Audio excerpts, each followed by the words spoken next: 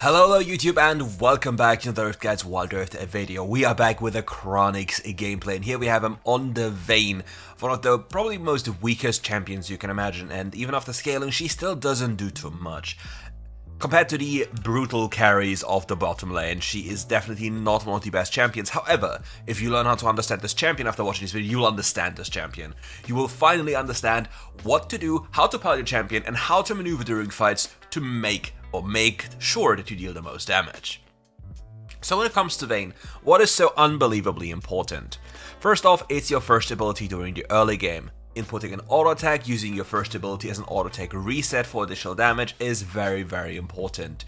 You can also utilize it as a quick little auto attack as you tumble forward as the enemy is stunning themselves to auto attack a minion. So pay close attention to every single time Misfortune hits a minion, and if that happens, you will see that there'll be a window in which KRANIX, or Vayne in general, can tumble forward and instantly punish the enemy.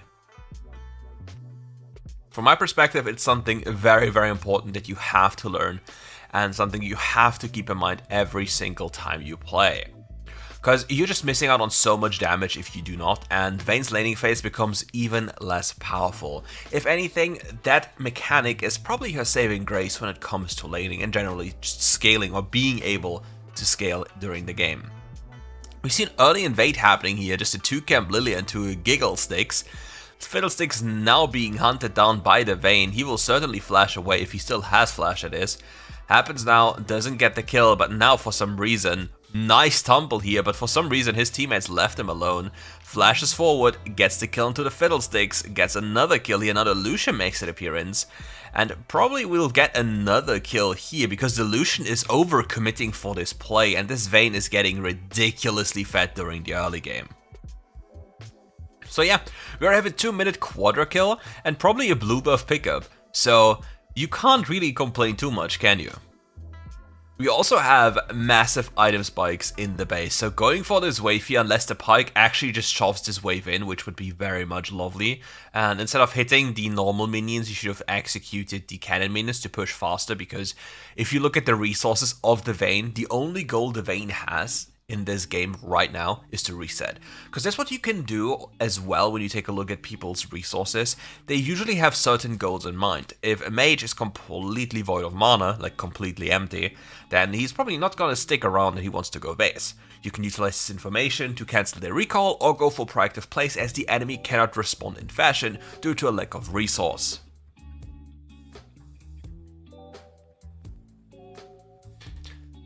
We have a massive item spike right now, and now we'll see that Vayne can now finally enter a different mode, which is playing forward entirely. We still need to be careful of the Shen taunt, because if we get hit by the Shen taunt into a full combo of the Misfortune, not even being level 5, we still lose a majority of our HP. He's literally on the edge of the circle of the tower range, going for as much damage as possible. Stuns her, and now it's just a question of can they do enough damage to the Shen to give him, well, the Pyke treatment. However, this will not be possible as Pyke is in the river chilling. He had the tumble pre-selected because that's something you can do.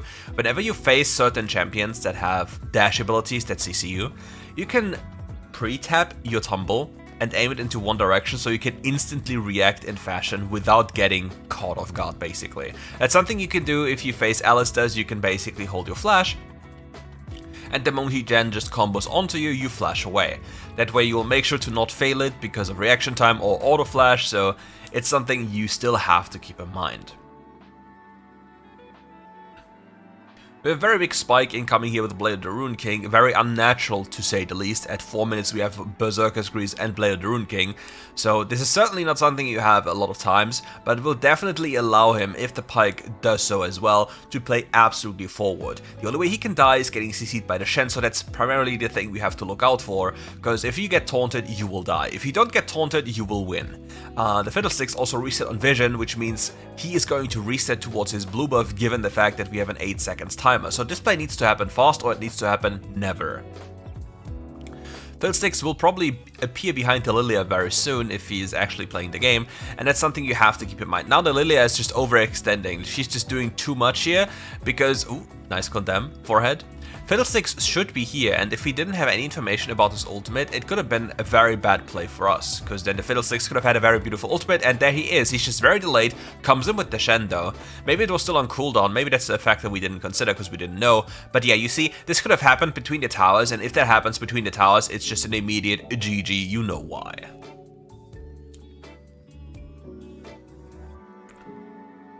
Getting richer and richer by the minute. Also, if you forgot that in the distant past we had the tank Vayne build with Blade and Trinity Force into full tank itemization, you can still go Trinity Force because it's such a good item for Vayne, because it just adds so much more power to your dueling potential.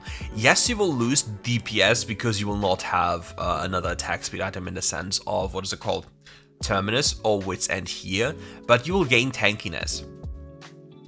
And this tankiness is going to make a very, very big difference. Because 250 health, movement speed, is nothing you should scoff at all. Misfortune jumping over the wall with the blast cone, walks the wrong direction, has to flash away immediately, or the Condemned comes out of the corner. Now KRANIX is feeling himself a little bit too much. He forgets that he's still Vayne, and the enemy enemy mid laner is Lucian, so he's 10 times your champion at every point of the game. Gotta be... Ooh, it's a Humus Ghostblade. Humus Ghostblade Lucian. He just doesn't like the gambling. Like, nowadays in WildRift, I do be a gambling addict, to be fair. If I can just go Infinity Edge, I go Infinity Edge. And he gets CC'd and dies, and you see the anger. Feels bad, man. But yeah, when it comes to current WildRift itemization, there are two types of people. They're like, you need to itemize properly and just always look at the enemy team and be like, okay, I need this item. And there are other people like me that say, just go full damage, just go full damage, just go even more damage. Just go as much damage as possible and then pick up one item that saves your soul, and then we see what's going on. Like, the primary thing, if you want to be really detailed with itemization, is you're looking into the enemy team comp and being like, okay, when can I swap my boots to defensive boots because they're more efficient? And yeah, this is not going to be fair. He's just going to eat them alive. But the Lucian just... If the Lucian gets crit, you, by the way, just instantly die. You just instantly evaporate. And we're now going to see a turn here. He's just going to walk away. No, the Darius comes around the corner. He's just walking around the block. He's looking for these duels, but it's just not possible because nobody wants to take a duel. They want to bring their whole family to the party. And then, yeah, it's just Jover for you. But yeah, when it comes back to itemization, the most important thing you have to do, it's like the only thing you kind of have to do, is look at the enemy team and be like, okay, they have one certain damage source, so I'll just go armor boots after like 2 items, or 3. Or they have full magic damage, so I guess just go mercs. And then you itemize in a way that you still make sure that you have very high damage, but you want the most efficient defensive items that you can go for. Obviously, itemizing defensive boots in early game, in this instance, would have not done anything for him. So what he can do though is, as the game goes on, depending on what he believes or who he believes is the threat, he can adjust his boots. But the most important thing for most AD carries in modern WildRift is just to get QSS. It's not about you being CC'd for long, it's just about the fact you being CC'd equals death. And you need to be always on the move. And here he does always go for the invades. He has the timer of the enemy blue buff all the time and he's constantly going for it. It's kind of sad that his teammates are not playing around this at all, so he's kind of left alone to do it on his lonesome. And it's very likely for him that he continuously dies because, if you think about this, okay, his team is happy with doing nothing. But the issue is with doing nothing, you're giving the enemy team a lot of time to get into stages where they can actually fight. And that is the primary issue. Like, look, they have the Twisted Fiddler, not the Twisted Fiddler, they have the Fiddlesticks, the Giggle Sticks. If you give him too much time, he will get to a point where he just presses ult and one-shots you. And this around timers like 12 minutes or later when it comes to Elder Dragon or the next Baron is going to be a coin flip. And you really do not want to get to that point. So many of you might be like, yeah, but he's inting right now. The thing is, if he just exists and does nothing, the same will occur, just slightly delayed. And he is actively trying to take away the most of the enemy's resources by himself, and if the enemy doesn't respond in the way they do, he will get away with it. And most of the time, you will get away with it. because the enemy requires a certain level of coordination to actually do something against this. And also keep in mind, they do not always know that his teammates are not behind them. So they're basically flipping a coin themselves. But now we reach a point that we barely is able to continue this kind of issue, like this kind of gameplay, but we are playing WildRift, so the enemy is making like 90 mistakes a second, and it's on you to find angles to punish them for it. Because for example, the overextension here by the enemy bot lane, well, enemy bot lane and mid lane, is just something that you see all the time happening. And there are so many angles in WildRift that allow you just to go for these kind of things where you can just punish people for being very, very careless. So you could argue he was very careless when he invaded blue buff on a timer that technically speaking his team should be aware of and actually punish the fiddlesticks because they're ahead and they want to keep staying ahead with low investment of a risk because it's barely any risk because they have all the information they need. Whereas the enemy team is going for very risky plays already when it's not required to do so, and they're feeding over more gold as well. So it wasn't even a specific timer, they just felt like, okay, it's the best time at this time to just go to tier 2 and just run at them because nobody's going to do anything. Now we have our free item spike, we have no magic resist as of yet, and we have protobells. So, with this for fun interaction, we need to keep in mind that if we get hit by Shen or Fiddlestick Sphere, we'll immediately die. And that is very, very important to keep in mind. Because it will actually change the way we need to approach certain fights on a fundamental level. As I said earlier, Vayne is a duelist that wants to play forward and attack, right? With Fiddlesticks being a thing and ulting over the wall, you will get immediately feared if you don't have vision. So if you get feared, you will die, which means your gameplay loop must change. So you need to go for traps, you need to wait for specific angles to see the Fiddlesticks, like right here, sees the Fiddlesticks. Oh, that's sad. Instant Shen ult as well. But yeah, this is the gameplay loop we now need to take, because we cannot afford the risk of getting too close to no vision, because if we do, as I said earlier, the Fiddlesticks immediately kills us with the fear. And the Misfortune just hit us with 1 Q and we lost nearly half of our HP. And this Misfortune is not having any gold by any means. Does decent damage to him here, needs to be mindful of the giggle sticks. Like, look how he's hovering the very right hand side just to be very far away from the brunt of his team, because if he's too close to the team when the Fiddlesticks engages, it's complete madness. Because you'll see these little effigies spawn, and once they spawn, chaos unfolds. Yeah, but you're still a Vayne champion. Like, you have 11 kills, and if you're Lucian, he dies upon being touched, but since you're Vayne, you're an on-hit mastermind, since crit scales terribly on this champion. You cannot do the same that Lucian does. Isn't it funny though that they removed Kraken and Lucian was like the biggest Kraken offender, and they just made IE so strong that it's basically the same now? Just it's not the rune that one taps you, but the IE crit. Oh, they finally have the angle onto the Fiddlesticks, but the Pike left the brush very early, even though he still has movement spells to just escape any type of dangerous situation. Now the Pike needs to be his human ward on the left hand side, which he should continue to do instead of just going for gold, because he just needs to like give the Vayne vision. Need to be really careful. The Shen is ulting in, is here now, flashes away just in expectation of the taunt. The taunt doesn't go out, the taunt goes away. Shen zone is there, but we need to make it fast because we don't know where Fiddlesticks right now is. Fiddlesticks can be the difference maker, and to avoid the Fiddlesticks, he's running forward. Because the issue is the Fiddlesticks might be behind, and it's very unlikely the Fiddlesticks was ahead. So he's playing the chances that the Fiddlesticks doesn't come from base, but from the jungle. And by doing so, he actually is trying to increase his chances of survival, even though he's running into towers. As counterintuitive as it sounds, it's like a flip that he takes, because if the Fiddle is left-hand side and he chills there, he will die. If the Fiddle is in their base, he will also die. But if the Fiddlesticks is left and he walks through the tower, since the MF can't turn, he will at least survive, and if the Misfortune tries to turn, he will get a kill. With Fiddlesticks dead, now he's actually free to play outside of Shen Taunt, is not allowed to be pulled by the Darius. It feels so sad that Vayne just doesn't do any damage, given his kill lead. Shen W is so insane. And yet that certainly will mark the end of this game. Just joking, Nexus Shield will be coming in, Misfortune will defend this with her life.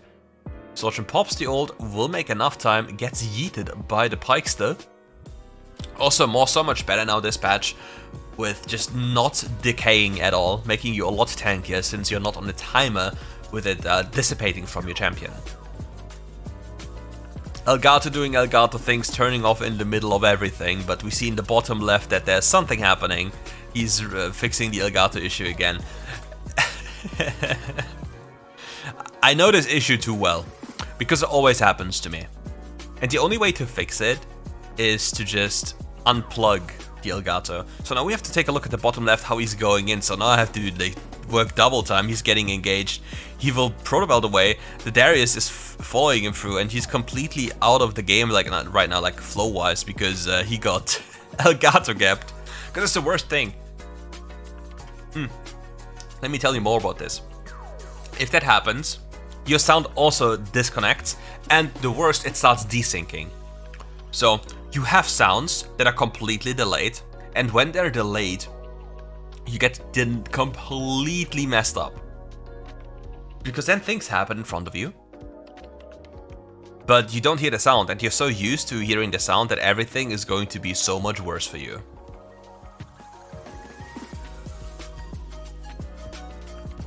Lilia invading here, Baron on the line. We have the soul here in our hands.